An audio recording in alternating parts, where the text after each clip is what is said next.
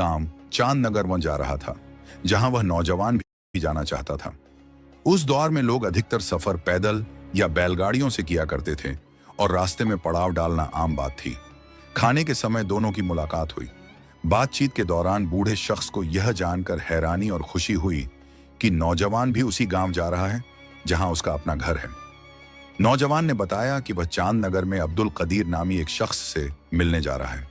यह सुनकर बूढ़ा आदमी और भी खुश हो गया और बोला, बरखुरदार, तुम भी चांदनगर जा रहे हो और मैं तो वहीं का रहने वाला हूं। क्यों ना हम ये सफर एक साथ तय करें। नौजवान ने सहमति में सिर हिलाया और बोला, बुजुर्गवार, जब सफर भी एक है और मंजिल भी एक, तो साथ चलना ही बेहतर होगा। दोनों ने वह रात बातचीत और खुशगपियों में बिताई और अगली सुबह जल्दी उठकर नाश्ता किया। फिर वे बाजार गए और रास्ते के लिए खाने पीने का सामान खरीदा। इसके बाद दोनों सफर पर रवाना हो गए। सफर पर निकलने से पहले नौजवान ने चलते चलते अचानक कहा, बुजुर्गवार, मेरी एक बात सुनिए। बूढ़ा चौंक गया और बोला, क्या बात है बरखुरदार? नौजवान ने विनम्रता से कहा, अगर आप मेरे हमसफर बनना चाहते हैं तो मेरी एक शर्त है। यह सुनकर बूढ़ा हैरानी से उसकी तरफ देखने लगा और बोला, कैसी शर्त? नौजवान हल्की मुस्कान के साथ बोला, सफर के दौरान मैं जो अमल भी करूं, जो कुछ भी करूं, आप मुझसे उस पर कोई सवाल नहीं करेंगे, न हैरानी जताएंगे और न ही कोई तजस्सुस, जिज्ञासा रखेंगे। बूढ़ा यह सुनकर कुछ पल खामोश रहा, फिर बोला, ठीक है मियां, मगर वगर कुछ नहीं बुजुर्गवार। नौजवान ने बात काटते हुए कहा, अगर आपको मेरी ये शर्त मंजूर है तभी मैं आपका हमसफर बनूंगा। बूढ़ा सोच में पड़ गया, लेकिन फिर सिर हिलाकर राजी हो गया। दोनों पैदल सफर करते हुए जंगलों और रास्तों से गुजरने लगे। चलते चलते दोपहर हो गई और थकान हावी होने लगी। दोनों ने तय किया कि थोड़ी देर आराम कर लिया जाए। उन्होंने एक घना और सायेदार दरख्त देखा और उसी के नीचे बैठ गए। अब भूख भी शिद्दत से लग रही थी। दोनों ने अपना अपना खाना निकाला। बूढ़ा बोला, चलो भाई मियाँ, बिस्मिल्लाह पढ़कर खाना शुरू करें। लेकिन नौजवान ने हाथ उठाते हुए कहा, बुजुर्गवार, जरा ठहरिए। बूढ़ा हैरान होकर बोला, अरे अब क्या हुआ? नौजवान मुस्कुराया और बोला, बस जरा रुकिए। यह कहकर उसने अपने सामान में से एक छतरी निकाली और उसे खोल लिया। उसने बाएं हाथ में छतरी को पकड़ा और दाएं हाथ से खाना शुरू कर दिया। बूढ़ा उसे देखकर हैरान रह गया। सोचने लगा कि यह कैसा अजीब शख्स है। हम तो इस घने और ठंडे साए में बैठे हैं, फिर यह क्यों छतरी खोलकर बैठ गया? वह कुछ कहने ही वाला था कि अचानक उसे नौजवान की शर्त याद आ गई, मगर बुजुर्ग अपनी जुबान पर काबू न रख सके। चारों नाचार उन्होंने सर झटकते हुए आखिरकार पूछ ही लिया, अरे मियां, हम तो एक सायादार दरख्त के नीचे बैठे हैं, फिर छतरी खोलने का क्या मतलब है?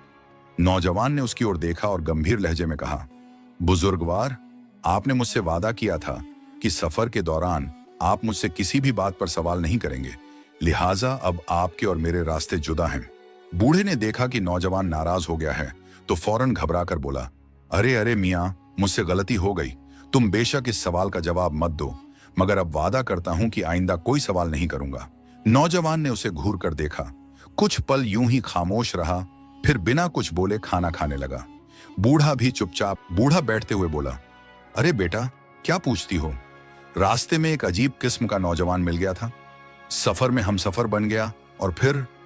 ये कहते कहते बूढ़े ने पूरे सफर की दास्तान शुरू से लेकर आखिर तक अपनी बेटी को सुना दी। छतरी वाला वाकया, पेड़ पर चढ़ना, नदी पार करना और आखिरी नसीहत तक। गुलनार बानो बड़ी दिलचस्पी से हर बात सुनती रही। नौजवान की हर अजीब सी लगने वाली बात भी उसे बड़ी समझदारी भरी महसूस हो रही थी। जब बूढ़ा किस्सा खत्म कर चुका तो गुलनार ने हल्के से पूछा, अब्बा जान, वो नौजवान अब कहाँ गया? बूढ़े ने बताया कि वो अपने किसी रिश्तेदार से मिलने गया है, मगर बड़ा खुददार था। कह रहा था कि अगर रात गुजारनी पड़ी तो सराय में गुजारूंगा, मगर रिश्तेदार के घर नहीं ठहरूंगा।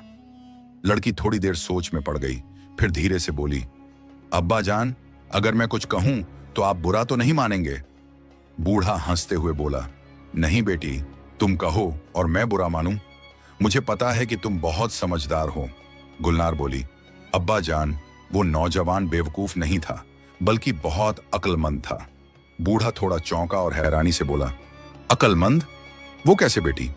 गुलनार बानो समझदारी से बोली, अब्बा जान, आपने सबसे पहले यही तो बताया कि दोपहर को आप लोग एक घने सायेदार दरख्त के नीचे बैठकर खाना खाने लगे, लेकिन उस नौजवान ने उसी वक्त छतरी खोल ली।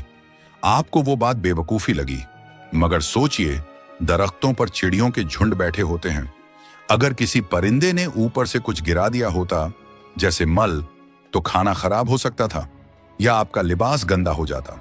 उस नौजवान ने छतरी खोलकर दरअसल खाने और खुद को बचाने की एहतियात बरती थी। यह बेवकूफी नहीं, दूरंदेशी और समझदारी थी। बूढ़ा यह बात सुनकर हैरान रह गया। बोला, हाँ बेटी, तुमने बात तो बहुत पते की कही है, मगर देखो ना, हम किसी दरख्त के नीचे बैठकर भी तो रात बसर कर सकते थे। फिर मुझ जैसे कमजोर बूढ़े आदमी को वो दरख्त के ऊपर क्यों चढ़ा ले गया? गुलनार बानो मुस्कुराकर बोली, अब्बा जान, मैं फिर कहती हूं कि वो बेवकूफ नहीं, बहुत समझदार था। आप खुद सोचिए, आप एक खतरनाक जंगल से गुजर रहे थे, जहां रात के वक्त जंगली जानवर, सांप, बिच्छू या कोई दरिंदा हमला कर सकता था। ऐसे में अगर आप जमीन पर सोते तो आपकी जान को खतरा हो सकता था। इसलिए उस नौजवान ने अक्लमंदी से काम लिया और दरख्त के ऊपर रात बिताने को तरजीह दी। बूढ़ा उसकी बात सुनकर फिर सोच में पड़ गया। उसने धीरे से सिर हिलाया और बोला, बात तो ठीक है, मगर बेटी, एक बात तो माननी पड़ेगी। मैंने अपनी पूरी जिंदगी में इतना अजीब आदमी नहीं देखा। सोचो, नए जूते पहनकर वो नदी के पानी में उतर गया। हमने तो जूते उतार लिए थे, लेकिन उसने तो उन्हें भी नहीं निकाला। लड़की मुस्कुराई और शांत स्वर में बोली, अब्बा जान, यही तो उसकी समझदारी थी। नए जूते इंसान की जान से ज्यादा कीमती तो नहीं होते। अगर वह जूते उतारने में वक्त लगाता या पानी में पैर फिसल जाता